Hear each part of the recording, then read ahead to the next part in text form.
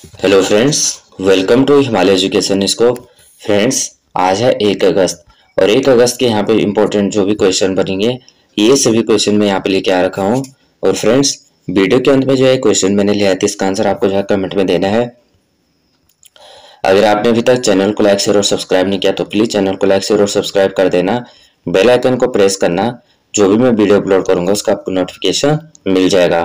विश्व रेंजर दिवस, world ranger day कब मनाया जाता है? तो ये मनाया जाता है 31 जुलाई को। तो 2022-24 की थीम है 2024 विश्व रेंजर की थीम 30 बाई 30, जो 2022 के संयुक्त राष्ट्र जैविक विविधता सम्मेलन कोप 15 पर आधारित है। महत्व, तो विश्व रेंजर दिवस मनाकर हम केवल पार्क रेंजरों और संरक्षणवादियों की बहादुरी और बलिदान का सम्मान करते हैं, बल्कि उनके महान कार्यों और कठिनाइयों के बारे में जागरूकता भी बढ़ाते हैं। और विश्व रेंजर दिवस जो है व्यक्तियों, समुदायों और सरकारों को एकजुट करने और संरक्षण गतिविधियों का समर्थन करने के लिए और उनकी जो कार्रवाई आह्वान करने और भविष्य में पीढ़ियों के लिए एक टिकाऊ संपन्न पृथ्वी को बनाए रखना होगा। शिक्षा मंत्री धर्मेंद्र प्रधान ने राष्ट्रीय प्रशिक्षुता और प्रशिक्षण योजना के दूसरे चरण के पोर्टल का शुभारंभ कहाँ किया है? तो ये क्या है? नई दिल्ली में। तो केंद्रीय शिक्षा मंत्री धर्मेंद्र प्रधान ने 30 जुलाई को नई दिल्ली में राष्ट्रीय प्रशिक्षुता और प्रशिक्षण योजना 2.0 पोर्टल लॉन्च किया। इसके साथ उन्होंने डीबीटी मोड के माध्यम से प्रशिक्षुओं को 100 करोड़ रुपए का वजीफा वितरित किया है। और इस योजना का उद्देश्य है प्रशिक्षुता का लोकतंत्रीकरण, युवा आकांक्षाओं को पूरा करना और उन्हें भविष्य के लिए तैयार करना है। आईपीएफ के तहत आपूर्ति श्रृंखला परिषद को उपाध्यक्ष किसे नियुक्त किया गया है? तो ये किया गया है भारत को।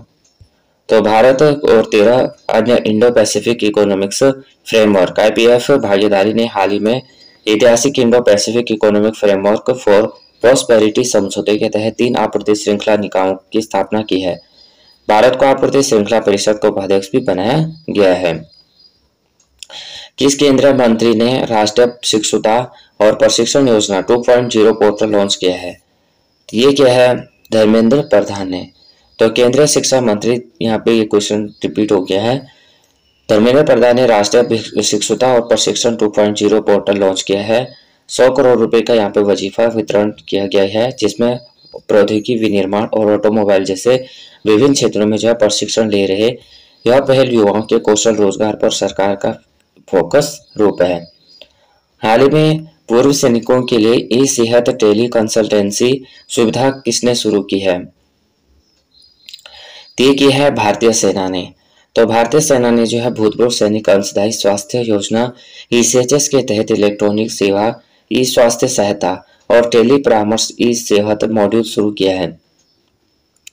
ई सेहत टेली परामर्श ईसीएच लाभार्थियों को अपने घरों से चिकित्सा उपचार के लिए ऑनलाइन टेली परामर्श प्राप्त करने में सक्षम बनाएगा।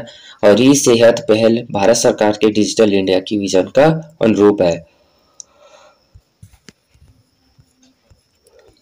नेक्स्ट क्वेश्चन, प्रतिष्ठित मद्रास कोलंबो रेगाटा प्रतिष्ठित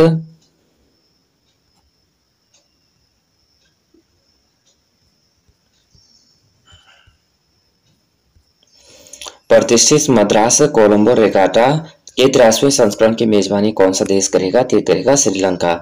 तो श्रीलंका जो है 3 अगस्त को प्रतिष्ठित मद्रास कोलंबो रेगाटा के 83वें संस्करण की मेजबानी करेगा। यह जो है भारत और श्रीलंका के बीच सबसे पुरानी खेल प्रतियोगिता है। असम के नए राज्यपाल के रूप में किसे नियुक्त किया गया है? तो ये किया गया है लक्ष्मण प्रसाद आचार्य को। तो गुवाहाटी उच्च न्यायालय के मुख्य न्यायाधीश न्यायमूर्ति विजय बिश्नोई ने लक्ष्मण प्रसाद आचार्य को असम के नए राज्यपाल के रूप में शपथ दिलाई है। लक्ष्मण प्रसाद आचार्य इससे पहले सिक्किम के राज्यपाल के रूप में कार्यरत थे। ईरान के नए राष्ट्रपति के रूप में किसने शपथ ली है? तो ईरान के नए राष्ट्रपति के रूप में शपथ ली है मसूद पेजेश्कियान ने। तो ईरान के नवनिर्वाचित राष्ट्रपति मसूद पेजेश्कियान ने औपचारिक रूप से संसद में शपथ ली है। पेजेश्कियान 5 जुलाई को हुए राष्ट्रपति चुनाव में सईद जलीली को लगभग 54% वोट से हराया था। किस देश के प्रधानमंत्री फार्म मिन चीन जो है भारत की 3 दिवस की यात्रा पे आए हैं? तो ये आए हैं वियतनाम। किस देश का शासकीय ऋण जो है पहली बार 35 ट्रिलियन डॉलर से अधिक हुआ है? तो वह अमेरिका। अमेरिका के कोष विभाग द्वारा जारी नवीनतम आंकड़ों के अनुसार संघीय सरकार का कुल बकाया शासकीय ऋण पहली बार 35 डॉलर से अधिक हो गया है।